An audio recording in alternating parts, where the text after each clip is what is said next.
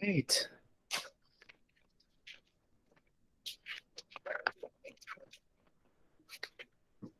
All right.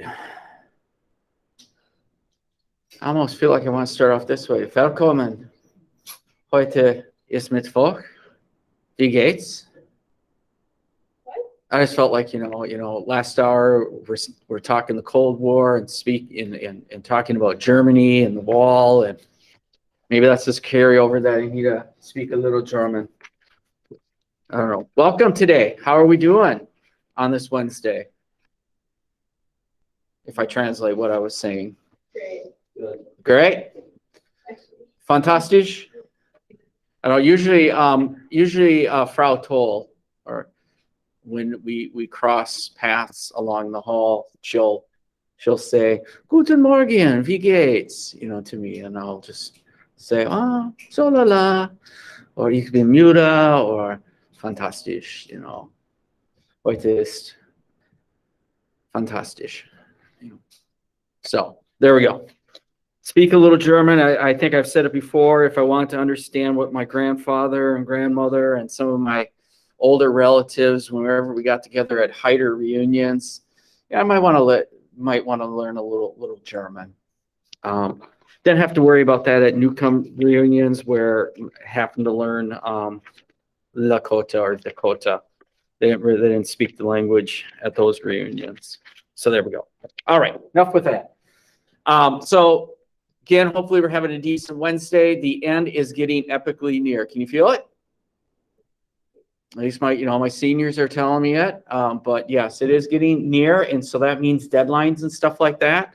Let's get that in. Wednesday is a firm deadline. So if you're going to struggle in hitting that Wednesday deadline, you gotta reach out. You gotta let me know that you are not going to be able to make it. And so we can talk about ways to make it. All right. Because again, eventually that Thursday, you're turning in your electronic device, and we're just not going to have, it gets a little bit more complicated. So Wednesday's that deadline. So if you're missing some summatives, come on, got to get on it. Bust a move with that piece there. And I've also been noticing, it's been weird, an uptick in a number of assignments being turned in as notes, not as PDFs, or things that are being shared with me, and I can't read it. So pay attention to look at your grade report. If there's a 0 by something that you turned in, there might be also a comment by it by saying, resubmit it as a PDF, or if it's a Google slide, you can always share me the Google slide and stuff like that. So help yourself out, help your cause, submit it correctly. Let's do it. All right. Finish strong, as I like to say. All right. And today we will continue with looking at Martin Luther King Jr. and Malcolm X. And so one thing with the two individuals, as you're noticing, that they definitely strike a different tone. They have a different tone. And in those speeches, you should sense that there is a different tone of how they are approaching. All right. And so, again, with that assignment, there are two parts to it. That first part is look at those speeches. You get a sense of the tone. You get a sense of their message and how they want to achieve equality and civil rights. And then you have that Venn diagram where you're kind of comparing the two here. All right. And so I have a couple video clips here that are going to give some highlights of the two individuals. And so I would like to do that at this point. First one's going to be on Dr. King, and the second one will be on Malcolm X. So realistically, we got about maybe a grand total of 10 minutes of video clips here. So I'm going to ask for you to give me some time for that. And then maybe some points to be brought up in there that you can add to your Venn diagram as well. So let's take a look at that. And then I've got some fun facts here about Martin Luther King Jr. in Minnesota. All right, so let me.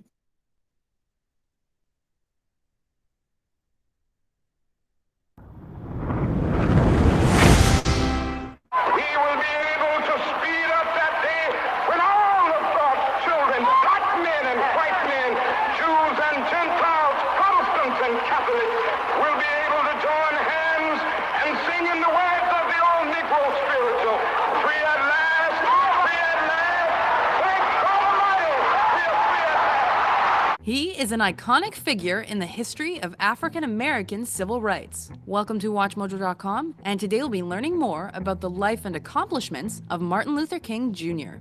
Born January 15, 1929 in Atlanta, Georgia, he was a skilled student, graduating from some of the most distinguished segregated schools in the South. He was inspired to fight for civil rights by his father, Martin Luther King Sr., a Baptist minister who was also a leader in the battle for social equality. In June of 1953, King Jr. married Coretta Scott, who also became an important figure in the fight for civil rights. The next year, he became pastor of the Dexter Avenue Baptist Church in Montgomery, Alabama. Already a prominent member of the National Association for the Advancement of Colored People, or NAACP, by December 1955, he took on a more high-profile role in the organization. He led the charge in the Montgomery bus boycott after African-American bus rider Rosa Parks was arrested for refusing to give up her seat to a white man. The boycott lasted well over a year, and during that time, King was personally targeted by firebombs to his home and was even arrested. Ultimately, the battle was won, and King became known as a great black leader.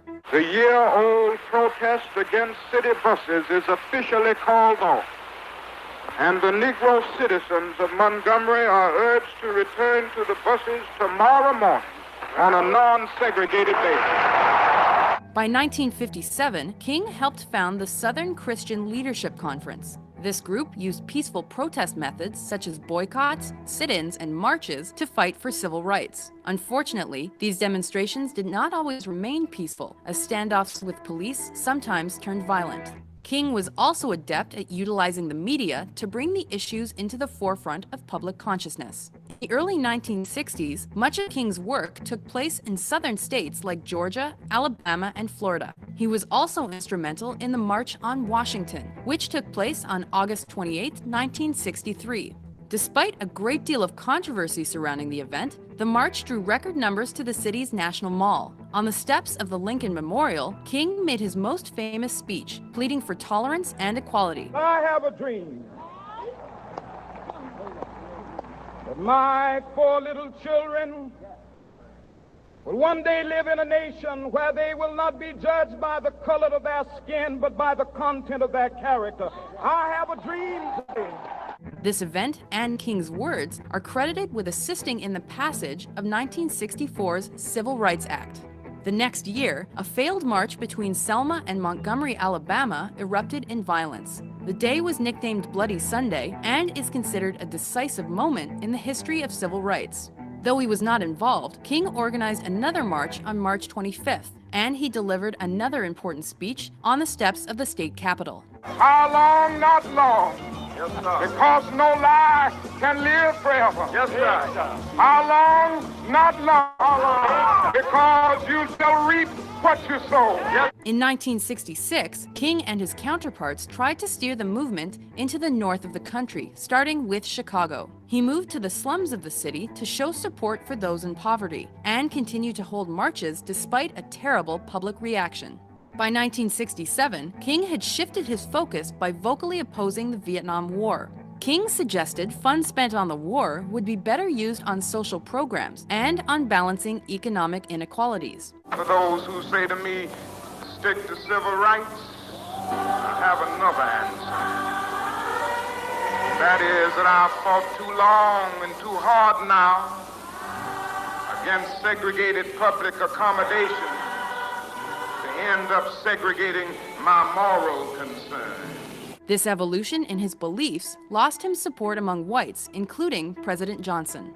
1968 saw King help coordinate the Poor People's Campaign to further his agenda against financial disparity. This drive was not supported by some prominent members of the civil rights movement, as they feared its goals were too much to overcome. To further this campaign, King traveled to Memphis, Tennessee to show support for striking black public workers. There, on April 3rd, he gave the last speech of his career, his prophetic "I've been to the mountaintop" address. I may not get there with you, but I want you to know tonight that we as a people will get to the promised land.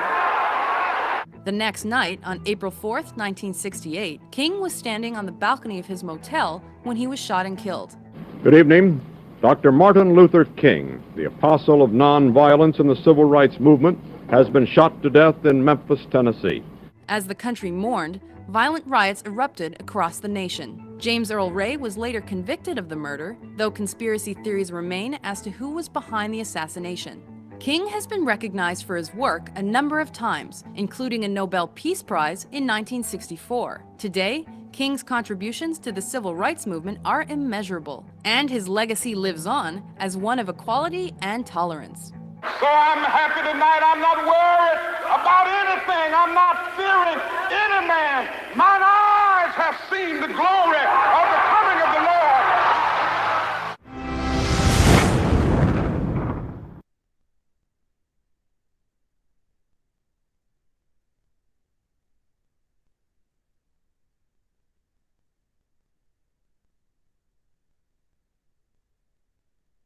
Any feedback here on Dr. King? That speech that he gave in Memphis, his last one, in many ways, some are looking at that he is in some ways understanding that his end is near, and him and Malcolm X a number of times would reference that they don't know how much longer that they have, because both have experienced some bombings of their homes and other threats directed against them. So any thoughts on Dr. King? Now, Martin Luther King Jr., that's not necessarily his original name. His birth name is Michael King Jr. It's not until later in life does he change it to Martin Luther King Jr. After the individual Martin Luther, and he was very much interested in the workings and the teachings of Martin Luther, the one who had put the 95 Thesis on the Wittenberg Church. And so he does change it, and changes it later in life. I want to say probably around 1957, 58-ish, around that time period is when he changes his name to be Martin Luther King Jr. All right, so that sticks with him. And then I said, about some facts about him in Minnesota. He actually has come to Minnesota 3 times. And he is encouraged to come to Minnesota because a connection with the NAACP, and that's Roy Wilkins. Now, again, we probably have talked about Roy Wilkins, or he has come up, and there's an auditorium in St. Paul with his name, and there's some housing developments in St. Paul with his name on it as well. So the first time Dr. King had come to Minnesota was in '61, and he was at what is now Minnesota State, but back then it was called Mankato, Minnesota State, where he talked about race issues at Mankato. And then in 1963, he came to Minneapolis and he spoke at the University of Minnesota.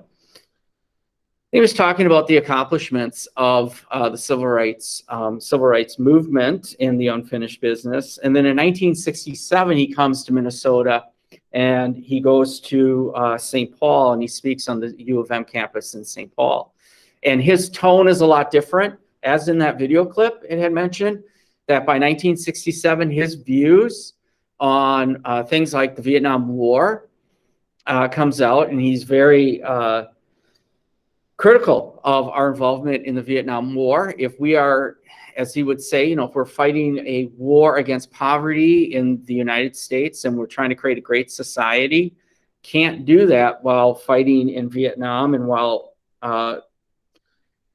people of young men of color are being sent off to fight in Vietnam at a greater rate than others. It speaks to the inequity. So in 1967, his tone is a lot more measured and has a harsh, hard edge to it. All right.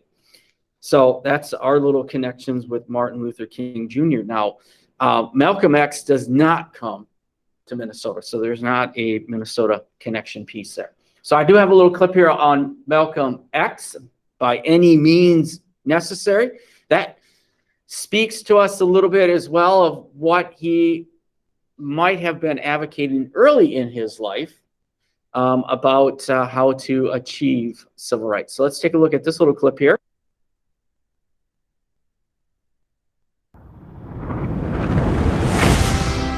We are peaceful people. We are loving people. We love everybody who loves us. But we don't love anybody who doesn't love us. He is known as one of the most influential and controversial proponents of African American rights. Welcome to WatchMojo.com, and today we'll be learning more about the life and accomplishments of Malcolm X. We declare our right on this earth to be a man, to be a human being, to be respected as a human being, to be given the rights of a human being in this society, on this earth, in this day, which we intend to bring into existence by any means necessary. Born Malcolm Little on May 19, 1925 in Omaha, Nebraska, he was taught early on about Black pride, as his father was involved in the Universal Negro Improvement Association. He and his family were forced to move around in his youth due to the menace of various white supremacist groups. In 1931, his father was killed by a streetcar, and 7 years later, his mother was committed to an asylum. By the time he was 20, Malcolm X was living in Boston and engaging in various criminal activities. It was there he was arrested for burglary and sentenced to 8 to 10 years in jail. While in prison, he educated himself and became interested in the Nation of Islam religious movement. He began conversing with the group's leader, Elijah Muhammad, and decided to join. Finally, in 1952, he was paroled. The Honorable Elijah Muhammad teaches us that it is time for you and me to stand up for ourselves. It is time for you and me to see for ourselves. It is time for you and me to hear for ourselves.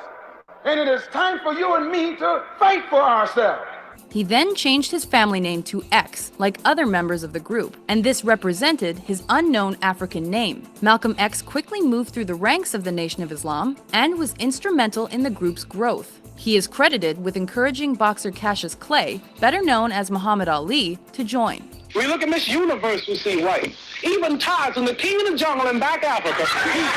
In 1959, Malcolm X expanded his audience by appearing on television to discuss the Nation of Islam. He relished any chance he had to speak, especially to college students. Malcolm X was working in direct contrast to members of the civil rights movement, who were aiming for racial integration and nonviolent protest. Malcolm X preached that African Americans should be completely separated from whites, that blacks were the superior race, and that they should use any means necessary to defend themselves. This resulted in a tense relationship between civil rights activists and Malcolm X. Black people are dissatisfied. They're dissatisfied not only with the white man, but they're dissatisfied with these Negroes who have been sitting around here posing as leaders and spokesmen for black people and actually making the problem worse instead of making the problem better. In 1963, he began working on his autobiography with Alex Haley. Soon after, his reputation in the Nation of Islam was tarnished when he made disparaging remarks following President John F. Kennedy's assassination. On March 8th of 1964, the former star of the group announced he was leaving the Nation of Islam amid ongoing death threats and tensions with its leader. He quickly formed his own religious organization called Muslim Mosque Inc. and converted to Sunni Islam. Now that I have the independence of action, it's my intention to work with everybody or against everybody, whatever the case may be, to try and get some kind of immediate solution to the problems that are confronting our people. This was also when he decided to make his pilgrimage to Mecca, which was one of many trips he made around the world that he credited with expanding his global outlook.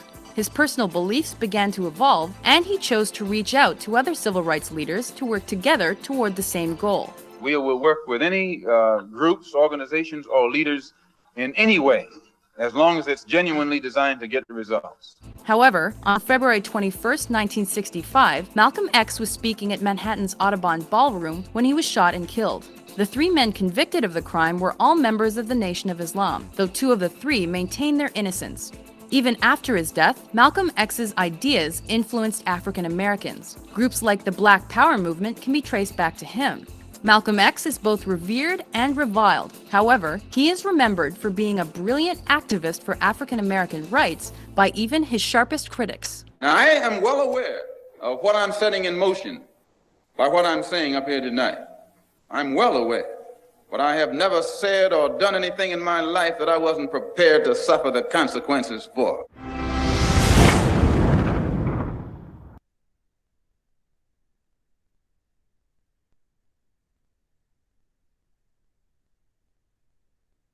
There we got two contrasts here, and I think you can get a sense why individuals might gravitate towards either one, to either Dr. King or definitely to Malcolm X. Any thoughts about Malcolm X there that comes out on that little clip? Anything that kind of pops out that's of intrigue? One thing, that was brought up is that Malcolm X, like Dr. King, not necessarily original name, had been Malcolm Little. And so Malcolm X grew up in Omaha, and he experienced racism in Omaha, which kind of formulated some of his ideas and opinions. You can definitely see their upbringing is different. Dr. King's upbringing, even though he has attended segregated schools, one would say he is coming out of the Black middle class, where Malcolm Little or Malcolm X is coming out of the working class. A lot of different factors went into their upbringing. Malcolm's father was part of the UNIA, which is associated with, and we have looked at, Marcus Garvey. And so that's Marcus Garvey's organization. And so talked about Black nationalism in the 1920s. And so we shouldn't necessarily be really surprised that Malcolm X isn't when he talks about Black nationalism as well. Both are going to have profound influences on the civil rights movement, as you have been seeing here. Okay, a few more things here. Let's try dialing it in. I know we have become very disconnected, and like yesterday I had said, it's going to be a learning experience in the fall, where we got to retrain ourselves here about our electronic device and really trying to dial it in. Two things I want to mention before I cut you loose. First one, again, is about deadlines. Let's make the deadlines. And again, let's turn things in correctly, because if you continue to turn them in incorrectly, you'll continue to get zeros. And I know I'm not necessarily speaking to individuals that perhaps are in here, but if you look at your grade and you're like, yeah, I just don't understand why it's so low, take a look at any notes that I might have given. Second thing also is, if you are done with this activity, I did open up early the Black activism assignment, which is speaking to more of what comes out of Malcolm X's, one could say, direction of the civil rights movement. Is going to build on Malcolm X's ideas with the Black Power and the Black nationalism, the rise of groups like the Black Panther Party. So you can take a look at that tomorrow. I will really dig into it in a little bit more depth tomorrow. So that will be your charge for tomorrow, is to work on that. But again, if you get done early with this comparing of the two leaders, then you can get a good start there. All right. So are there any questions at home? Make sure you let me know. If you have questions about your grade, you can stay on and we can talk about it. Those here, let's work on this as well. All right, let's work on our stuff. And let's do good, be good, finish strong. All right, I'll cut you loose.